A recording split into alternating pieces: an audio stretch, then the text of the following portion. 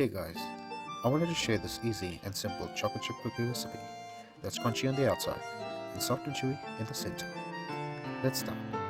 In a bowl, we got 120 grams of butter, melted of course. Then I'm going to add a cup of soft brown sugar, then a cup of white sugar, and then add half teaspoon of vanilla essence and an egg.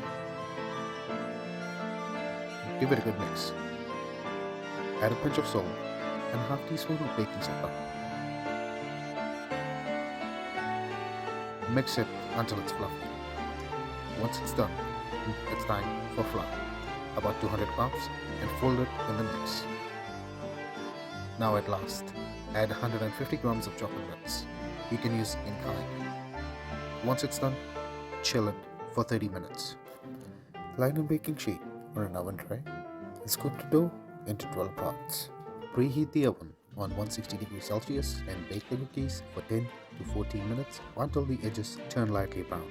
They did spread out quite a bit, but the taste makes up for what it lacks in the shape. Thank you for watching.